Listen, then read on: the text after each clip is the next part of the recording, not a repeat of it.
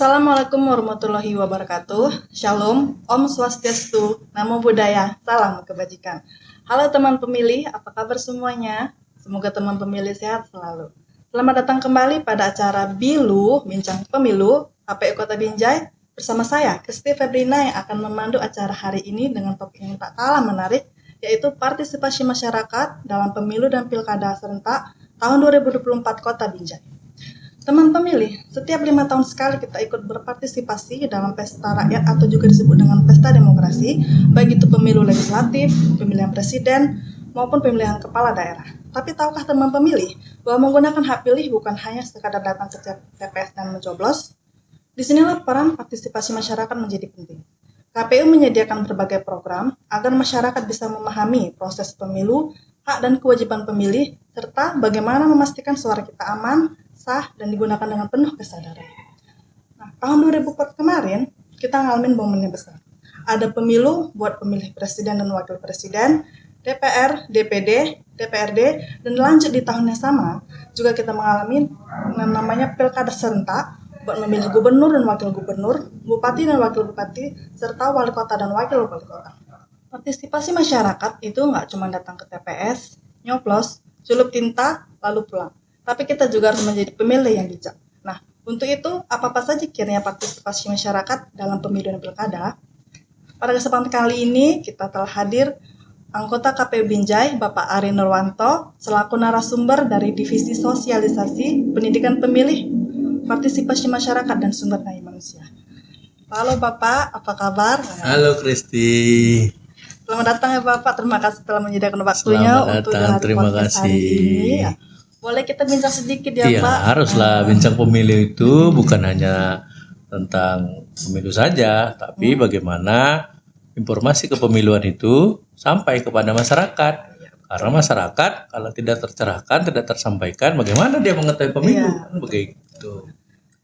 Di sini saya mau tanya lagi nih tentang tugas Divisi Sosialisasi Pendidikan Pemilih dan Partisipasi Masyarakat apa aja sih Pak? Iya, di KPU itu kan ada dibagi di divisi-divisi ya. Salah satunya divisi SDM, Sosdikli, dan Parma. Saya sebagai koordinatornya yang membawahi terkait dengan sumber daya manusia yang ada di KPU, baik itu KPU Kota Binjai maupun badan ad hoc yang ada di bawahnya. Masuk juga tugas-tugas umum terkaitan dengan sumber daya manusia. Yang selanjutnya ada tugas partisipasi pemilih atau sosialisasi. Bagaimana KPU bisa memberikan pendidikan politik kepada masyarakat, kepada pemilih lah, seperti itu, supaya mengetahui pemilu itu adalah hak dan kewajiban bagi masyarakat untuk menggunakan hak pilihnya ketika adanya pemilu. Bagaimana pendidikan politik itu bisa berjalan juga di masyarakat supaya masyarakat tahu, memahami, dan bisa menjalankan nanti proses demokrasi dengan baik. Selanjutnya ada humas. Inilah bentuknya, Kristi. Salah satunya perjalanan kita ke media sosial, ke pihak eksternal kan. Karena anak-anak sekarang kan juga sudah maju nih kan. Main medsos ya Pak ya? Main medsos, main gadget ya. Jadi kita tidak ketinggalan juga nih. Makanya kita buat podcast. Salah satunya seperti ini. Nah, yang untuk pertanyaan selanjutnya Pak, tahapan pemilu dan pilkada sudah selesai. Bagaimana peran KPU Kota Binjai perannya? Ini dia. Jadi jangan dikira misalnya, pemilunya udah siap nih. KPU kerjanya apa sih? Kan kira-kira gitu kan. Maka KPU itu ada juga kerjanya dan harus, karena KPU itu berjalan 5 tahun sekali kan itu. Siklus pemilu itu kan 5 tahun sekali. Jadi kalau nggak ada pemilunya ngapain? Itu ada di Undang-Undang 7 2017. Salah satunya pertama kaitan dengan daftar pemilih berkelanjutan. Jadi DPTB daftar pemilih berkelanjutan itu terus di-upgrade.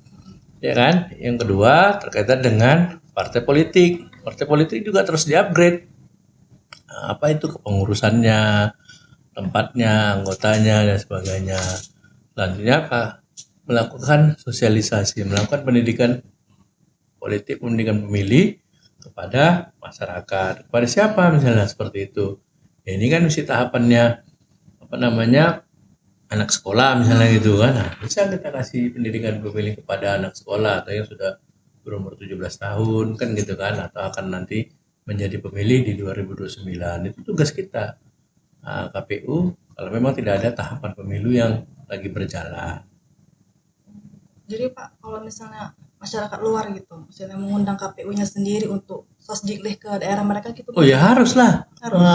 Harus tuh. Kita senang sekali tuh ada kalau masyarakat. kayak SMP 6 kemarin gitu ya. Bener ya kalau salah satu pendidikan pemilu itu atau pemilih itu kepemimpinan Kristi. Karena kan pemilu itu memilih dan dipilih. Itu kan hak asasi manusia, hak dasar yang di dalam undang-undang. Maka salah satunya implementasinya kalau ke siswa itu P4 misalnya gitu kan atau P5 sekarang namanya. Nah, jadi P5 itu mendidik masyarakat atau pemilih kepada apa namanya hal demokrasi menggunakan suara. Salah satu contohnya apa? Pemilihan ketua OSIS. Nah, rata-rata kita lihat di sekolah-sekolah di Kota Binjai pemilihan OSISnya sudah melalui Iya, banyak yang pinjam kotak suara. iya pemilihan kotak suara. Salah satunya seperti itu. Jadi kita sangat mendukung sekali. Jadi tidak dari kita saja, tapi dari eksternal juga. Sama lah kita sama. Jadi boleh siapa aja gitu ya. Boleh lah. Kampus pun boleh. Boleh. Organisasi masyarakat mungkin boleh gitu ya. Kita malah mendukung gitu. Kita malah senang ada organisasi yang mau bekerja sama kita. Karena pendidikan pemilih ini tidak hanya tugasnya KPU, saya pikirkan yang pokok, tapi kita semualah untuk menggalakkan, mengeluarkan bagaimana pemilu dapat berjalan dengan baik sesuai dengan aturan. Selanjutnya Pak, untuk programnya gini, program sosjiklih ini ke depannya apa saja? Ya pastinya karena ini memang tadi sudah tidak masuk tahapan, program-program kita adalah program-program kekinian lah. Saya pikirkan karena harus menyentuh pemilih-pemilih pemula, pastinya generasi-generasi muda, kalau Gen Z, milenial, Gen Alpha dan sebagainya kan seperti itu kan. Selanjutnya Gen Alpha nanti. Iya, Gen Alpha nanti kan. Nah, maka melalui inilah tadi podcast, melalui media sosial kan gitu kan, melalui hal-hal yang substansif lah yang bisa dilihat oleh masyarakat bahwasannya kerja-kerja KPU itu tetap ada dan terlaksana untuk mengawal proses pemiluan. Kalau dasar hukumnya sendiri ada nggak? Ya pastinya mesti itu kita diatur di undang-undang, ada di PKPU juga terkait dengan tata cara bagaimana apa-apa saja apa namanya bagaimana mempublikasikannya, mengimplementasikannya itu semua ada dalam PKPU. Boleh Bapak ini enggak misalnya mau gitu. Boleh nggak ceritain salah satu kira-kira ada yang menarik nggak kalau misalnya pada saat Bapak memberikan sosialisasi sama mereka? Ada Ya. kira-kira yang menarik gitu? Menarik itu anak-anak sekarang ini kan apa ya Kristi kan cepat tanggap lah kaitan dengan itu kan. Jadi antusias pemilu itu mereka sudah tahu. Karena kan mungkin sering melihat adalah banyak calon-calon di billboard atau di media-media sosial dan sebagainya. Ini memilih apa Pak? Kan kira-kira itu. Jadi sifat antusias itu saya pikir tadi yang Kristi tanya tadi itu hal yang sangat menarik lah itu. Kira-kira mereka pertanyaan paling kritisnya apa gitu Pak? Kalau pas Bapak ke sosialisasi ini ya misalnya SMP 6 kemarin. Terus mereka paling ada menanyakan hal yang paling kritis gitu soal sosialisasi pemilu ada nggak? Ya kenapa pemilu itu dilakukan? Gitu. Iya. Apa yang harus dilakukan sebagai pemilih? Gitu kan? Bagaimana cara memilih yang benar, yang sesuai, gitu. Ada nggak mereka tanya gitu Pak yang mungkin agak menyentuh ke bilang kita jangan memilih paslon ini sesuai karena ada money politik gitu, ada nggak? Ya ada juga. Ada lah. juga. Kan pasti kan orang tuh udah tahu nih. Kan mereka scroll internet, mereka lihat-lihat media sosial. Paslonnya gitu kan. Kan gitu kan ini isu-isu. Karena memang anak-anak sekarang ini melek dalam hal teknologi, jadi mereka tahu, mereka paham gitu. Saran-saran Bapak untuk kita jadi pemilih yang bijak gitu gimana? Ya, pertama pilihlah sesuai dengan hati nuraninya pastinya kan. Yang kedua, pilihlah sesuai dengan visi misinya, programnya, ya kan, apa yang akan ide-ide gagasannya kan gitu kan, bukan karena itu tadi primordial mungkin karena ada money politik dan sebagainya gitu. Itu Terus kalau misalnya kita lagi pemilu nih Pak, kira-kira apa aja yang bisa kita lakukan biar pemilu dan pilkada berjalan damai? ya, pastinya kita mengajak masyarakat untuk menciptakan suasana yang damai, memilih itu dengan hati nurani, tidak dengan kekerasan, tidak dengan iming-iming barang, karena semua ada pasal pidananya dalam pemilu ya, itu kan. Nah, maka ketika itu sudah dilakukan pasti bisa. Yang kedua, tidak memaksakan kehendak, karena kan calonnya orang lain itu dan sebagainya, jadi ada pemaksaan, jadi trailer, jadi control. Jadi KPU berusaha sebaik mungkin untuk pelaksanaan pemilunya berjalan dengan lancar dan sesuai dengan aturan, dan insya Allah KPU juga menjalankannya karena sebagai pelaksana melaksanakannya dengan sebaik-baiknya. Makanya apa namanya slogannya, KPU melayani Kristia, karena KPU ini melayani supaya apa namanya kita menjadi pelayan yang baik kepada peserta pemilih, peserta pemilu, kepada pemilih, dan kepada masyarakat, sehingga citra dirinya KPU itu dapat tersampaikan ke masyarakat dengan baik dan benar. Ini kan Pak musim pemilu nih, jadi kalau misalnya kita kan tahu kita 2029 nanti menuju pemilu. Nah itu kira-kira kita sosialisasinya kapan aja? Kalau sosialisasi itu kan apa namanya, kapan saja bisa kita lakukan. Tadi sudah saya Apa katakan. harus nunggu diundang dulu atau Tidak memang lah. kita harus pergi sosialisasi gitu? Ya, kita bisa juga pergi sosialisasi, undangan melalui media sosial dan sebagainya. Itu kan bagian juga dari sosialisasi kepada masyarakat. Nah Pak, untuk sosialisasi pendidikan pemilih sendiri itu sasarannya kemana-mana aja atau siapa-siapa aja? Ya, sasaran kita di KPU adalah ke semua pemilih yang mempunyai hak pilih di Kota Binjai. Apa saja tuh Kristi? Misalnya kan, ya pertama mungkin tadi pemilih pemula tuh yang udah 17 tahun atau akan 17 tahun di 2009.